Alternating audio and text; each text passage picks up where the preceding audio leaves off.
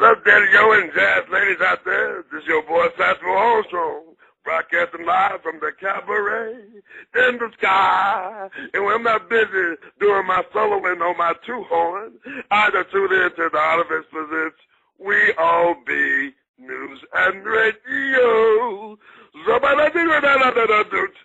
Oh, yeah.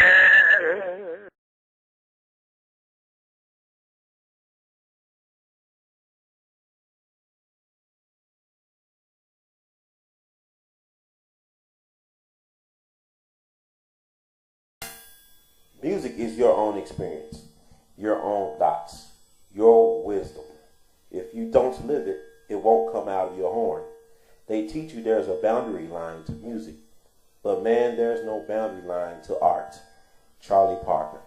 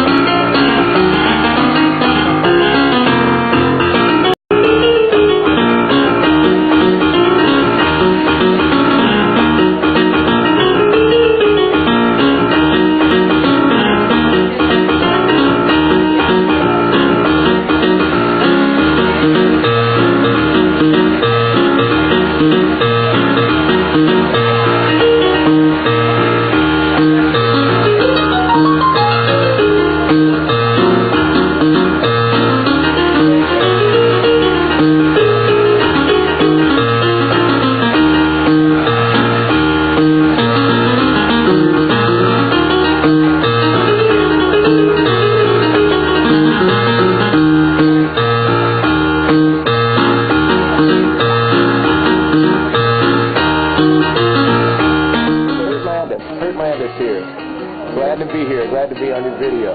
That's cool. I would like to know, how did you get started? What's your background? How did you get started playing this fantastic piano? I got started playing in Louisiana, New Orleans, Louisiana. We had they had little music teachers come into our class when we were like 7 years old or whatever, and they taught us a plastic flutophone. It was like a a $3 plastic flute, and so that's how I learned to read the treble clef. And first started playing music on a little plastic flute.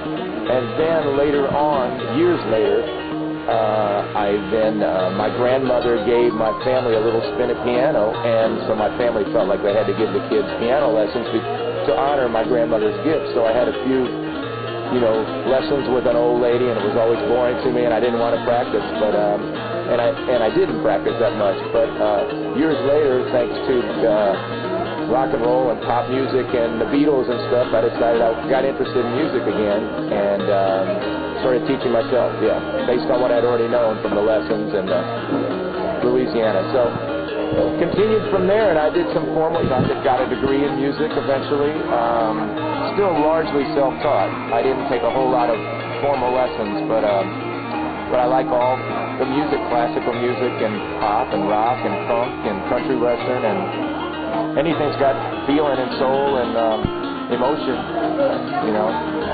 Well, how did you hook up with the great Albert King? Playing for him. I was playing in a funk band, an R&B band, and a few of the guys knew Albert in the band, and Albert came out and heard the band one night in 1978 or 79. I didn't start with Albert until 79. He might have heard me back in 78 or 79, and he hired like 4 guys out of the band.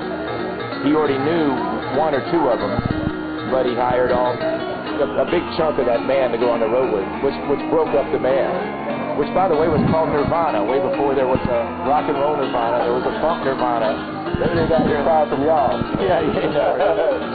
And so when I toured with Albert in 1979, and not that long, maybe a half a year or so I was with him, and played Memphis, played Minneapolis, St. Paul, played Chicago, Pittsburgh, North Carolina, different, it's around the U.S. I never did leave the country with him.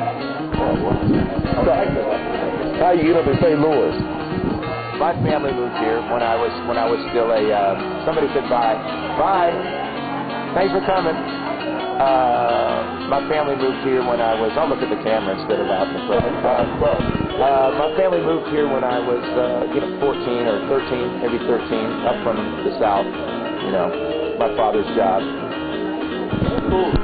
Let me ask you, what you got to tell inspiring musicians? Like, what, use some words of wisdom like they're taught to them? Well, I'm still an aspiring musician, so it's very humbling to be in a position to give somebody words of wisdom. I would say, follow your heart and find a love for the music, because the love of the music will motivate you to practice and work and all the things that you have to do. If you just practice because you feel like you're supposed to practice, that's a bit of a labor, but I look forward to chances to sit down alone with a piano. I look forward to it because I have a love for it. So if you can develop a love for it or find a love for it, you'll do the work. The work will be fun work. So you'll be set, with the motive. I could give other things, and also I could probably have a lot of people give me advice on things, but I'm still working on a lot.